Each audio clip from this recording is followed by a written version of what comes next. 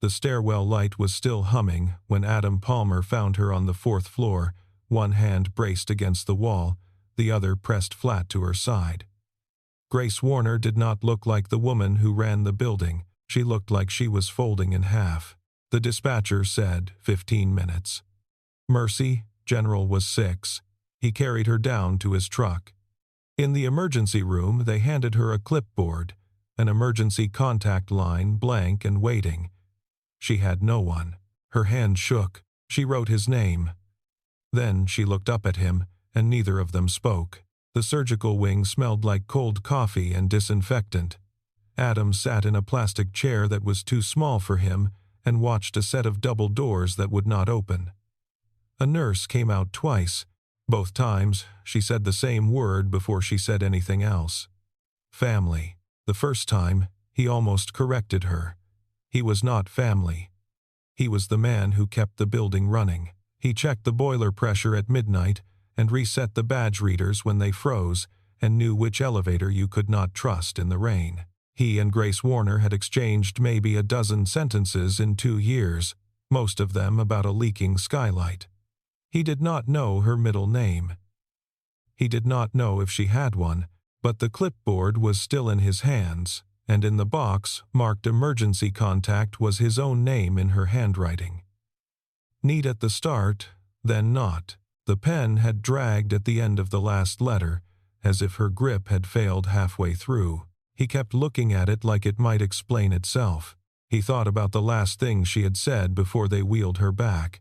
She had caught his sleeve with a strength that surprised him. "Don't call anyone," she had told him. "There's no one to call." Then the doors had swallowed her.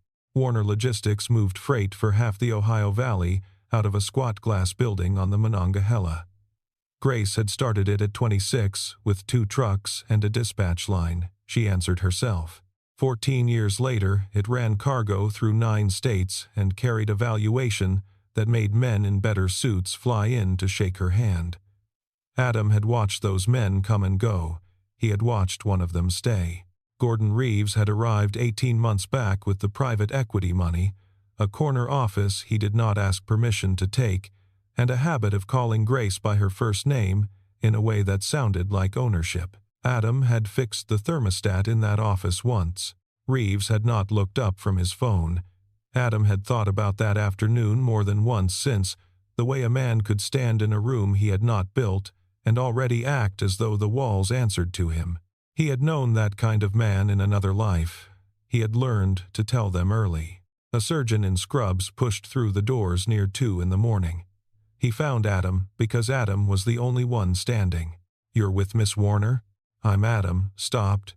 "Yes." She had a bleed, perforated ulcer, back wall of the stomach. Another hour and we would be having a different conversation. The surgeon pulled off his cap. "She'll be angry when she wakes, which is a good sign. But she stays. Days, not hours. Somebody should have made her slow down months ago." Adam did not say that no one could make Grace Warner do anything. He had watched her work a holiday floor alone. He stepped into the stairwell to call home, because that was where the signal was and because he did not want the waiting room to hear his voice change. "Hey. It's me. I know it's late." A pause. "No, I'm not home. Something happened at work." He listened. "Is she asleep?" The sitter said she was, fallen asleep on the couch with the lamp on, the way she always did when he ran late. "Don't wake her. I'll be there before she's up." He rubbed his eyes.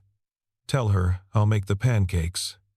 She'll know what that means." He ended the call and stood there a moment longer, a widower with a daughter asleep across town, and a stranger's name written on him like a debt he had not agreed to owe. Grace woke a little after 11 on Sunday, the morning after the surgery, to the sound of a chair scraping. She turned her head, and he was there. For a long moment she did not seem to understand it. Her eyes moved from his face to the door and back, doing some arithmetic that would not come out right. People did not stay. That was the rule she had built her whole life around. And here was a man who fixed elevators reading a 2-day-old newspaper in the corner of her room, as though he had nowhere better to be. "You went home," she said. Her voice was sandpaper. I came back. She let that sit. She did not thank him. He did not seem to expect it. He filled a paper cup with water from the pitcher and set it within her reach without being asked, and then sat back down, and the ordinariness of it was somehow the thing that unsettled her most. She had spent years training people to want something from her. She did not know what to do with a man who appeared to want nothing at all. It was Joan Delaney who broke the quiet. Grace's corporate secretary had run the company's paperwork for 11 years and could find a comma in a contract from across a room. She came in fast, a folder pressed to her chest, and stopped so suddenly at the sight of Adam that the door swung shut behind her. "I know you," she said slowly. Adam set the newspaper down. "Adam Palmer." Joan said the name the way you say a thing you thought you had misremembered. "You argued the Hollister merger." "Delaware, 2019. I sat in that gallery for the client. You took a 900-page shareholder agreement apart with a legal pad and a pen while 3 firms full of associates watched." Her eyes narrowed. "You were the youngest name partner Renner Pike ever put on the door." "And then she stopped herself. "And then I stopped," Adam said. Grace was watching him now with an attention she usually reserved for numbers that did not add up. "You're a lawyer," she said. "I was." He said it without weight, the way a man reports a town he used to live in. "By the time I looked up, the practice group I'd built had been carved out from under me in a restructuring. Nobody's fault. Just the way those places breathe." He turned the paper cup a quarter turn on the tray. "I didn't have the fight left to start again from a lobby somewhere. Fixing a building is honest work. You know at the end of the day whether the thing runs." Grace understood him then, in the specific way that only the lonely can recognize each other. She had written a stranger's name because there was no one else in the world to write. He had stayed in a hospital corner for a woman he barely knew because he knew, better than most, what an empty chair did to a person at 2 a.m. Neither of them said any of that. It did not need saying. It sat in the room with them, plain as the water cup, and for a moment the machines were the only thing making noise. On the tray table beside her, her phone had started to buzz. Once, then again. Then it did not stop, a swarm of names lighting the screen faster than she could read them. Joan glanced down, and the color left her face. "They know," Joan said. "About last night. It's already moving." She looked up. Gordon's called the board. The clause was on page 41 of the shareholder agreement, and Gordon Reeves had clearly read it more carefully than anyone else alive. By noon he had installed himself as acting chief executive and interim chair, citing a provision that let the board transfer the founder's authority in the event she became, in the language of the document, unable to discharge her duties. He had signed a memo to the staff by 2. He had rescheduled a buyer meeting by 3. The outside firm that had been circling Warner for a year, a coastal holding company that wanted the roots and none of the people, was suddenly back at the table, and Gordon was pouring the coffee himself. Grace learned all of it flat on her back, a monitor beeping beside her, her own company being carried off in pieces while she counted ceiling tiles. There is a particular helplessness in hearing your life decided in another building, and she had spent 14 years making sure she would never feel it again, and here it was anyway, delivered to her bedside by a phone she could barely hold. "He locked me out of the board portal at 1, Joan said, holding up her phone as proof. 11 years. And he changed my access like I was a summer intern. He sent the directors a memo about continuity and hard decisions." He used the word steady 4 times. "They're meeting Thursday. He wants the sale approved before you can stand up." "Then help me stand up," Grace said. "You had surgery yesterday. I know what I had." Adam had been quiet through all of it, and quiet was starting to cost him something. He knew this shape. He had spent a career watching men move fast and paper it over later, betting that no one in the room would be steady enough to read the fine print in time. He had also spent 3 years teaching himself not to be that man in the room anymore. The two things sat against each other in his chest, and would not settle. "You have a copy of the agreement," he said finally, to Joan. "Not a question. The full executed set, in the minute book. It's mine to keep, whatever Gordon thinks. Bring it." Grace turned her head toward him. "This isn't your problem." "No," he agreed. "You fix the elevators." "I do. So why are you still in this room?" He met her eyes. "Because you asked me to be in it," he said, "when you wrote my name down." He let that land, then looked away, giving her the space to pretend he had not said it. "That's all. You don't owe me anything for it. I'm not angling for a job." She studied him for a long moment, unused to a thing offered with no hook in it. Then she gave a small nod, less agreement than permission, and looked at the ceiling again. Joan brought the book that evening. Adam read it the way Grace imagined he read a wiring schematic, slow and total, one finger moving down the margin. When he finally looked up, something had changed in his face. The lawyer was awake again, and he did not look entirely happy to see him. "He can't do this the way he's doing it," Adam said. "The clause needs a certification of incapacity from your treating physician, not a doctor Gordon hires. Yours. It needs written notice to you, with a real window to respond. And it needs a 2/3 vote of the full board, not a simple majority." He tapped the page. "He's skipping all three and betting the room is too rattled to check." The days in the room stopped feeling like waiting and started feeling like planning. Grace could not walk the length of the hall yet, so she ran the fight from a raised bed with a laptop balanced on her knees, and Adam became the thing she had never once allowed herself to have. Someone in the corner she could think out loud in front of. He did not flatter her. When her strategy was wrong, he said so, plainly, and she found she did not hate it. She had been surrounded by yes for so many years she had stopped noticing how much it had starved her. He asked hard questions in a low, even voice, and wrote her answers on a legal pad the nurse had scrounged for him, and slowly, the shape of a defense took form between them. "You keep treating this like a lawsuit," she said on the second afternoon. "It isn't one. It's a room. 9 people in a room deciding a story about you." He did not look up from the pad. "Gordon's story is that you're finished, and he's the steady hand. We don't argue you're not finished. We show them he lied about the process, and then everything he says is a lie until proven otherwise. You don't win the room by being right. You win it by being the last person in it who told the truth." She looked at him a beat too long. "Where were you?" she said. "For the last 2 years. Fixing your skylight," he said, and went back to the pad, and she let it go. But something in her had already filed the exchange, somewhere she did not usually keep things. On the third afternoon the door opened, and a small voice said, "Is this the right room? It doesn't have a number I can read." Cora Palmer was 8, gap-toothed, and entirely unimpressed by the concept of a chief executive.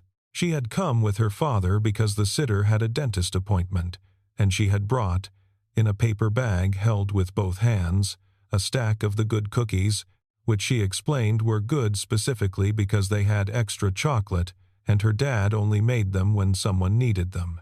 "You need them," she informed Grace, with the certainty of a physician. Then she looked at the hospital tray, judged it disorganized, and set about fixing it, moving the water cup and the tissues and the little cup of applesauce into an arrangement that made sense to no one but her. Grace watched the child rebuild her tray and felt something in her chest come loose that had been clenched so long she had stopped feeling it at all. She laughed. It surprised her more than it surprised anyone. It came out rusty, like a thing you find in a drawer you forgot you had. "Is that your job?" Cora asked her. "Making the trays, right?" "Something like that," Grace said, and did not explain, because Adam had a rule she was only now noticing. The girl was never handed the grown-up weather. Cora talked about her loose tooth and a classmate who ate glue and the specific injustice of bedtime, and Grace, who had negotiated with union reps and bond underwriters and men who flew in to shake her hand, found she had nothing sharp enough to keep up, and did not want anything sharp, and was content simply to be told about the glue. Over the girl's head, Adam caught her eye. He did not smile, exactly. He just held the look a beat longer than a man fixing an elevator would, and Grace did not look away, and neither of them said anything, and the monitor kept its steady time, and the cookies went untouched on the tray Cora had at last arranged to her satisfaction. Gordon Reeves moved on Wednesday, a full day ahead of schedule, which told Adam everything about how badly he wanted this done before Grace could get her feet under her. The notice went out at 9 in the morning.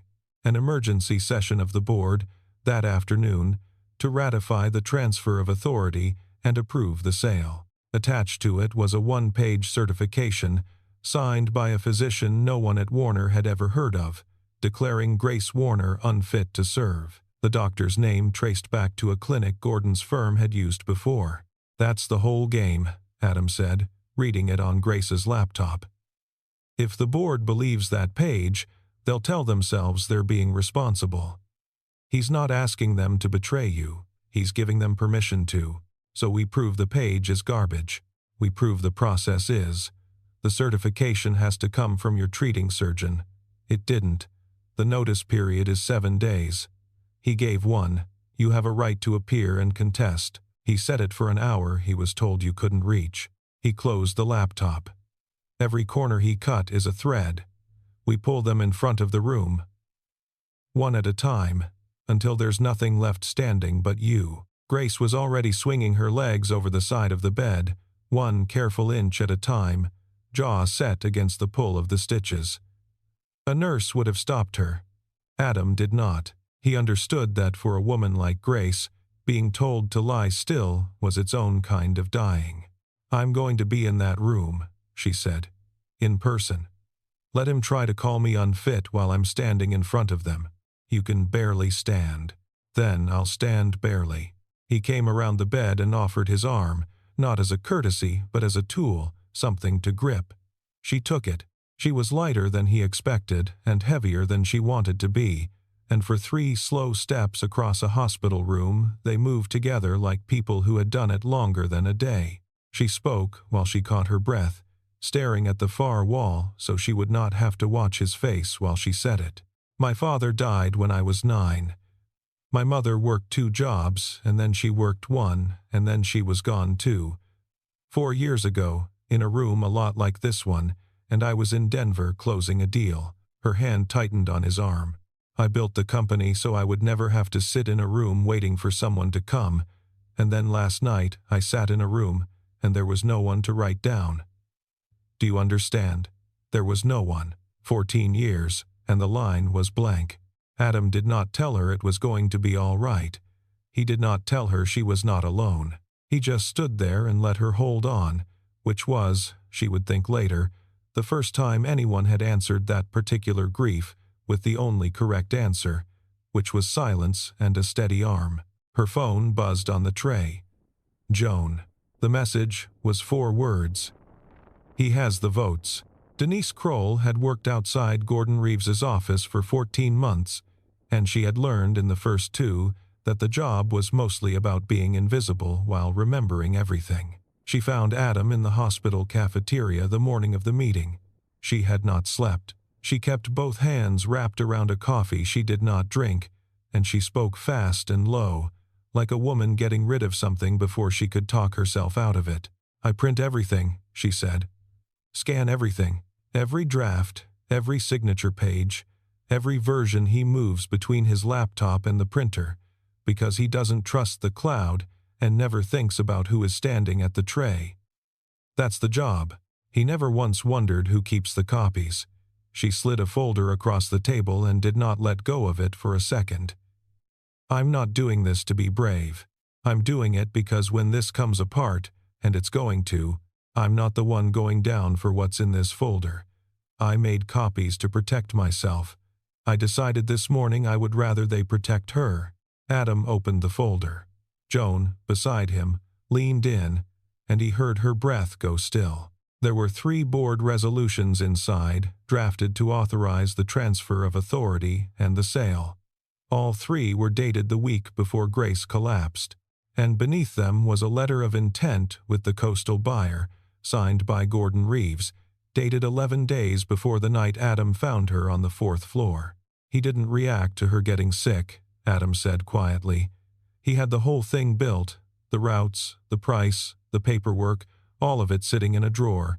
He was waiting for a reason. She just happened to give him one. He told the buyer he could deliver the company by spring, Denise said. He said it in February. She was still running board meetings in February. He was already selling her chair out from under her and smiling at her across the table while he did it. She finally let go of the folder. There's more on the drive if you need it. I'll say what I saw. I decided that this morning, too. Joan sat back slowly. In 11 years, she had signed every set of minutes this company had ever produced, and she understood at once what the dates meant. These were meant to go into the official record, she said. Resolutions dated to a meeting that never happened.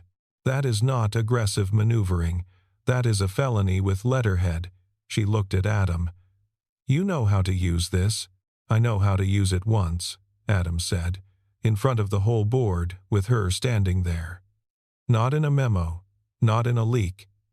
He'll have an answer ready for a memo. He won't have one for the room. For the first time since Delaware, he felt the old machine turn over in him, cold and clean, and was surprised to find he did not hate the feeling after all. He had spent 3 years believing that part of him had gone into the ground with his wife. It had only been asleep. Grace read it all an hour later, spread across the hospital blanket, page by page, and she did not say a word. Her face went to a place past anger, somewhere cold and clear and useful. When she finally looked up, she looked at Adam, and there was no distance left in it at all. No boss, no employee, no careful 2 feet of professional air between an executive and a man who fixed her elevators. She looked at him the way you look at the one person you have decided, completely, to trust. Get me to that room, she said. The board of Warner Logistics met at 4 o'clock in the glass conference room on the 9th floor. 9 directors around a table built for 12, and Gordon Reeves stood at the head of it as though the chair were already his. He was 3 sentences into the vote when the door opened. Grace Warner walked in under her own power. Adam was a half-step behind her, close enough to catch her, far enough that no one could say she was being carried. She did not sit in the guest chairs along the wall. She walked to her chair, the founder's chair, and she stood behind it with both hands on its back, and the room forgot how to breathe. Keep going, Gordon, she said. You were about to declare me unfit. I would hate to interrupt. Reeves recovered fast. Men like him always did. Grace, you should be resting. This is exactly the concern the board. The board is going to hear a few things first. She nodded to Joan, who was already opening the minute book. Let's start with your process, since you love the word steady so much. The clause you are standing on requires a certification from my treating physician. Dr. Alvarez performed my surgery 2 nights ago. Is that his signature on your form? Silence. It is not. It is a signature you purchased from a clinic your firm keeps on retainer. That is not a certification. That is a forgery with a copay. She let that go around the table. The clause requires 7 days' notice. You gave 1. It requires a chance for me to respond. You scheduled this for an hour you were told I could not reach. Her knuckles were white on the chair, and her voice did not shake. Every requirement in that provision exists to stop exactly what you are doing right now. You did not overlook them. You stepped over them, on purpose, 1 at a time. This is a founder who cannot let go, Gordon said to the room. It is sad, but it is not new. The company needs stability, not one person's grip on it. Then, let's talk about stability. Adam stepped forward and laid the folder on the table and slid it to the center where every director could reach it. Board resolutions authorizing this transfer, dated the week before Miss Warner was ever hospitalized, and a signed letter of intent with the buyer, dated 11 days before she collapsed. He looked at Gordon. and the lawyer he used to be was fully in the room now. "You did not respond to a crisis, Mr. Reeves. You scheduled one. You had the sale built and signed, and you were waiting for a night like the one she gave you. Her illness did not create this plan. It just gave you a date to write on it." A director, a gray man who had backed Gordon, picked up the letter of intent, read the date, and set it down like it had heated up in his hand. "Is this real?" he asked. "My assistant kept the file," Gordon said, and the moment the words left him he heard them for the admission they were, and so did every person at the table. The vote was not close. 7-2 to reject the transfer of authority, to void every backdated resolution, and to refer the matter to the authorities for breach of fiduciary duty and falsification of corporate records. Gordon Reeves gathered his phone and did not gather his dignity, and the routes and the people stayed exactly where they were. Grace lowered herself into the founder's chair at last, because her legs had reached the end of what they could do, and Adam's hand was there at her elbow, and no one mistook it for anything but what it was. The company steadied inside a week, the way a ship stops rolling once the loose cargo is finally lashed down. Gordon Reeves was gone by Monday, escorted out by 2 people from a firm Grace hired to do nothing but untangle the mess he had left. The coastal buyer, faced with a paper trail and a criminal referral, remembered urgent business elsewhere. The staff, who had spent 5 days not knowing whether they would have jobs, watched their founder walk the floor again, slower than before, one hand resting now and then on a desk for balance, and something in the building exhaled that had been holding its breath since the ambulance lights. She worked shorter days now, on her doctor's orders, and, for once, on her own. She left before dark twice that week, which the floor noticed and no one dared mention. Twice she found Adam already gone for the evening, and felt the absence of him like a draft from a door left open, and did not know what to do with that information. So she filed it the way she filed everything, and drove home to an apartment that still held a jar of mustard and a bottle of wine, and nothing else. Grace never made a speech about any of it. That was not her way. But she stopped at Joan's desk on the first morning back and stood there a while, and then she said, simply, 11 years. I never once told you what that was worth to me. I am telling you now." Joan, who had found a comma in a contract from across a room for over a decade, had to look at her screen for a moment before she could answer. She thanked Adam differently, because Adam would have been embarrassed by words, and she understood that about him now. He came up to the 9th floor on Friday to reset a badge reader that had frozen, the most ordinary task in the world, and found a new set of keys sitting on the reader's housing with a note in her handwriting. Building Operations Director. The corner office. Reeves left it warm. Nothing else. No speech. Just his name put on a thing again, on purpose this time, by a hand that had once written it, because it had no other name in the world to write. He stood there holding the keys longer than a man usually stands holding keys. That weekend, Cora decided Grace's apartment needed help. It was a beautiful, empty place. The apartment of a person who was never home. A refrigerator holding a jar of mustard, a bottle of wine, and nothing a human being could make dinner out of. Cora opened it, closed it, and rendered her verdict. "You don't have any food," she said, scandalized. "How do you even live here?" "I have been asking myself that," Grace admitted. So they filled it. Adam cooked, because someone had to, and Cora organized the pantry into a system based on principles known only to her, and Grace sat at the counter of her own kitchen for the first time in memory, and let a family she had not built make noise in her rooms. The girl narrated the whole operation. The man said little and did most of the work and glanced over now and then, as if she might turn out to be temporary. When the crisis was over and the company was safe and there was nothing left to fight, this was what remained, and Grace found she did not know its name, and found she did not need to. For the first time in a long while, the quiet in her chest was not the quiet of an empty room. The rest of it took shape the way real things do, slowly, in small, unremarkable acts nobody thought to announce. Grace rewrote the incapacity clause with a lawyer and made it a fortress. No one would ever again transfer her chair with a purchased signature and a one-day notice. She restored Joan's access on her first afternoon back and added her name to 2 committees she had been kept off for a year. When the internal review came for the people who had touched Gordon's paperwork, Grace made certain Denise Kroll's name was entered as the reason any of it had come to light, which is a different thing entirely from being entered beside it. Denise kept her job.